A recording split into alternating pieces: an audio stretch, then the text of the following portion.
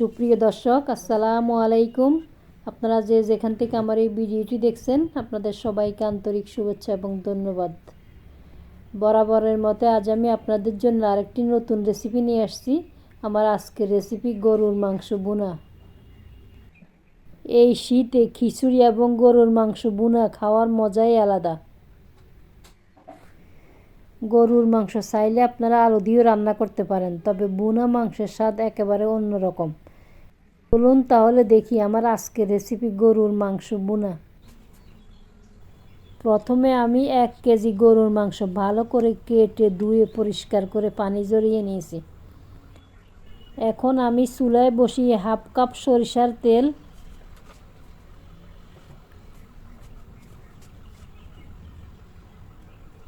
1 cup পেঁয়াজ কুচি,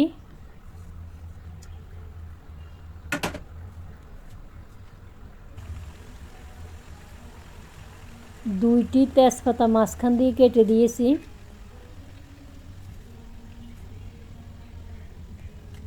4-5টি দারুচিনি,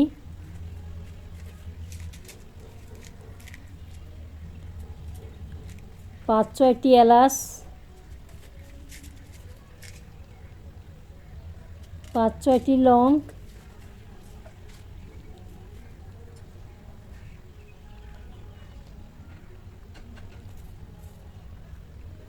1 চা চামচ লবণ,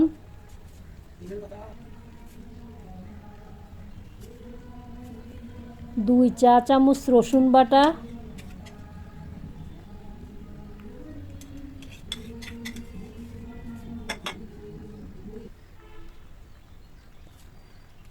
2 চা চামচ আদা বাটা,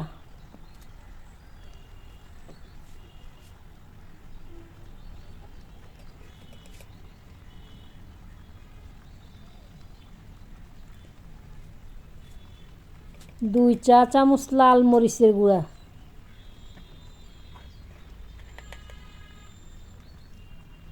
1 চা চামচ ধনিয়া গুঁড়া, 2 চা চামচ হলুদের গুঁড়া,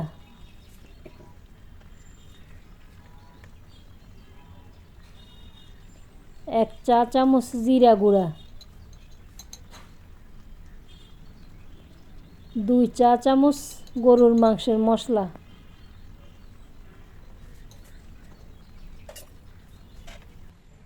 সব মশলা এখন ভালো করে মাংসের সাথে মিশিয়ে নেব।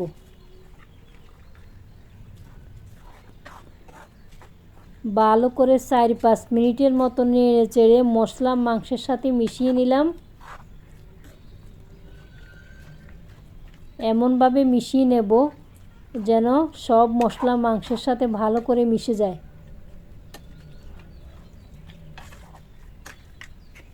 এভাবে প্রায় 4-5 মিনিটের মতো ভালো করে নেড়ে চেড়ে মিশিয়ে নিলাম।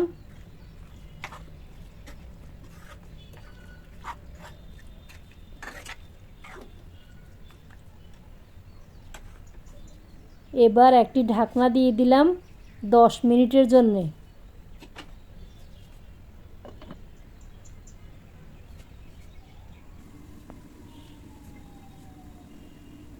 10 মিনিট পর ঢাকনাটি উঠিয়ে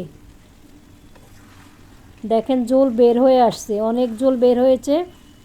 এবার ভালো করে নেড়ে চেড়ে কষিয়ে নেব।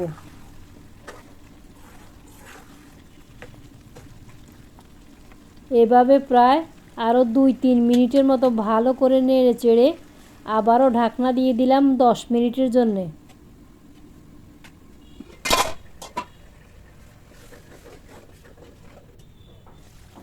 10 মিনিট পর ঢাকনা উঠিয়ে আবারও ভালো করে নেড়ে চেড়ে নিলাম।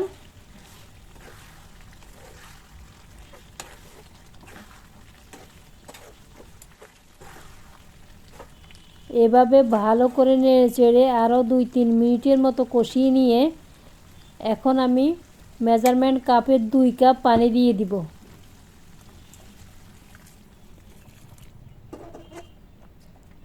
দুই কাপ পানি দিয়ে দিলাম।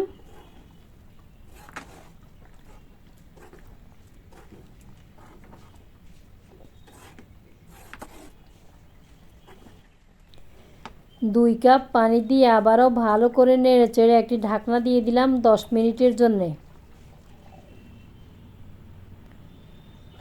10 মিনিট পর ঢাকনাটি উঠিয়ে নিলাম এবং আবারও ভালো করে নেড়েচেড়ে দিলাম। এভাবে প্রায় 4-5 মিনিটের মতো ভালো করে নেড়েচেড়ে আবারও রান্না করলাম।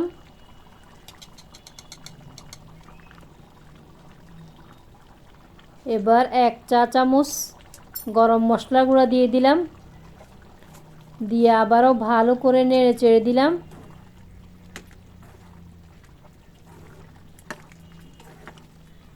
এভাবে প্রায় আরও কিছুক্ষণ নেড়েচেড়ে রান্না করলাম। এবার একটি ঢাকনা দিয়ে দিব 30 মিনিটের জন্য।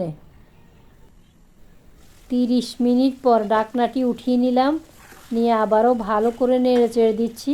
দেখেন ঝোল একবারে শুকিয়ে আসছে, মাংস সিদ্ধ হয়ে গিয়েছে।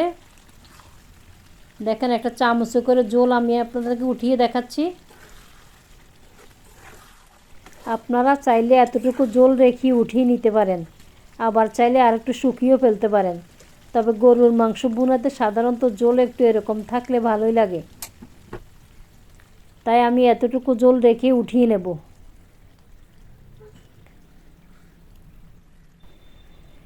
দেখেন হয়ে গেল আমার গরুর মাংস ভুনা, একেবারে অসাধারণ। চাইলে আপনারা বাসায় এভাবে ট্রাই করতে পারেন, খুবই সুস্বাদু এবং মজার একটি রান্না।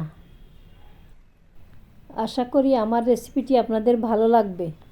ভালো লাগলে অবশ্যই আমার চ্যানেলটি লাইক, কমেন্ট এবং সাবস্ক্রাইব করবেন। আপনারা যে যেখানে আছেন সবাই ভালো থাকবেন। আবারও দেখা হবে। আসসালামু আলাইকুম।